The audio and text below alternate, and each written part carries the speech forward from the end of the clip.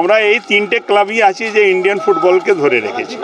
নমস্কার দর্শক বন্ধুরা, এক্সট্রা টাইম বাংলায় আপনাদের আরও একবার স্বাগত। আমি রৌনক এবং এই মুহূর্তে রয়েছি ইস্টবেঙ্গল গ্রাউন্ডের ঠিক পাশে এবং ইস্টবেঙ্গল তাঁবুতে কিন্তু ইস্টবেঙ্গল সমর্থকদের ভিড়াকার হয়ে গেছে এবং সকলেই কিন্তু ইস্টবেঙ্গলের জয়ধ্বনি দিচ্ছে স্বাভাবিক কারণেই, কারণ সুপার কাপে উড়িষ্যা এফসির বিরুদ্ধে 3-2 ফলাফলে জয়ী ইস্টবেঙ্গল দীর্ঘদিন বাদে কিন্তু জাতীয় স্তরের ট্রফি এসছে। ভারত সেরা ইস্টবেঙ্গল এবং সেই ইস্টবেঙ্গলের জয় আনন্দে গা ভাসাতে কিন্তু প্রচুর সমর্থক সদস্য এবং তারই সাথে প্রাক্তন ফুটবলাররা আসছেন এবং তার সাথে এদিন এসছেন কিন্তু মোহামেডান কর্মকর্তা কামারউদ্দিন।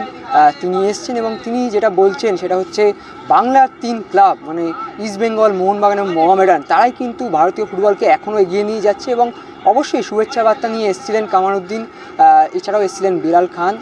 তো মোহামেডান কর্মকর্তারা কি বলছেন চলুন শুনে নিন। আমি সব থেকে বেশি ধন্যবাদ দেবো দর্শকদের, যারা এতদিন ওয়েট করেছি। আর দর্শকদের জন্য একটাই বার্তা আছে যে তোমরা ক্লাবের সঙ্গে থাকো, যে ক্লাবেরই সাপোর্টার হোক। সময় লাগে, একটা খারাপ ফেস ভালো ফেস থাকে মানুষের। এটা ব্যাড ফেসের মধ্যে যাচ্ছিল, ব্যাড ফেস কাটা হয়েছে।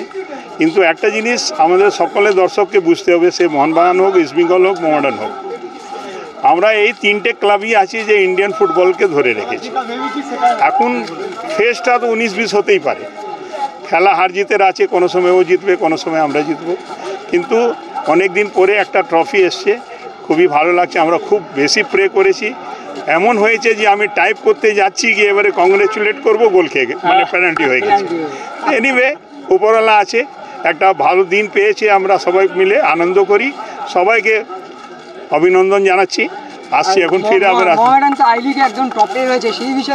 এখন তো বাংলা ফুটবলের একটু ভালো দিন এসছে, দেখা যাক কি হয়।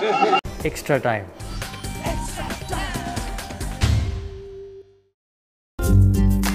লেটেস্ট নিউজ আর এক্সক্লুসিভ ভিডিওর সঙ্গে আপডেট থাকতে এখনই সাবস্ক্রাইব করুন আমাদের ইউটিউব চ্যানেল। বেল আইকনে ক্লিক করতে ভুলবেন না যেন।